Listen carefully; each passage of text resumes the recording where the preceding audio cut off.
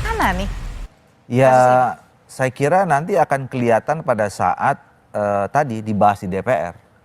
Karena Pak Prabowo itu kan juga selain presiden, ketua umum partai politik. Oke, Partai Gerindra. Yang juga punya perwakilan di DPR. Nah, tadi kan saya katakan nanti ini akan dibahas di dalam sebuah rapat yang isinya adalah perwakilan fraksi gitu.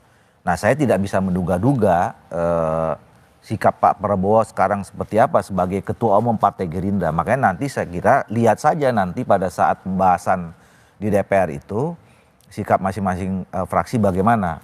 Dan yang kedua, Pak Prabowo itu juga adalah ketua koalisi partai politik pendukung pemerintah gitu. Jadi betul yang tadi bilang Mbak Bibit itu sebetulnya sikapnya nanti juga akan bisa sangat mempengaruhi terutama di dalam sikap dari partai politik pendukung pemerintah. Tapi kan tadi Alde nanyanya sekarang nih sikap Partai Golkar. Nah, sikap Partai Golkar seperti itu. Nah, nanti akan terlihat di dalam di dalam rapat-rapat di DPR. Tapi begini, saya memang kita harus pisahkan sebetulnya, harus ada garis demarkasi ya. Bahwa mungkin betul ada kontroversi pada saat kemarin kita dalam Pilpres. Dan saya setuju bahwa ke depan itu tidak perlu kita ulangi lagi. Kita harus ngambil pelajaran dari sana gitu. Nah, tapi persoalannya kemudian adalah pasca Pilpres itu situasinya juga sudah berbeda dengan yang kemarin ya.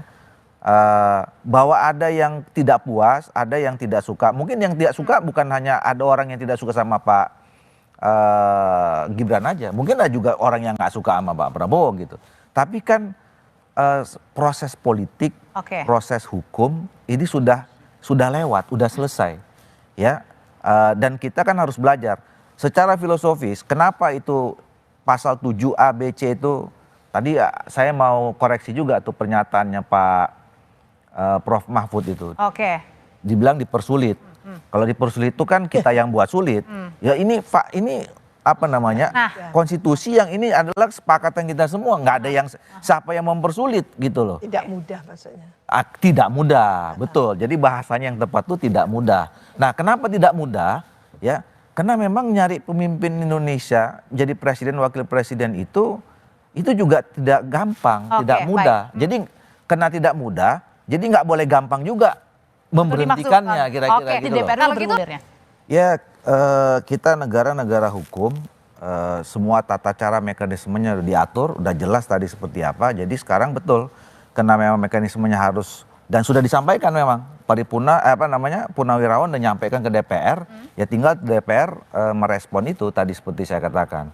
Tapi tadi ya soal hubungan itu, saya mau ini sebagai closing statement juga. Saya kira kita semua punya kepentingan, bangsa ini punya kepentingan agar Pak Prabowo tetap punya hubungan baik dengan Pak Jokowi, punya hubungan baik dengan Ibu Megawati. Ibu Megawati punya hubungan baik dengan Pak Jokowi. Pak Prabowo juga punya hubungan baik dengan Pak SBY, Pak SBY juga punya hubungan baik dengan Bu Megawati. Karena itu penting buat bangsa ini.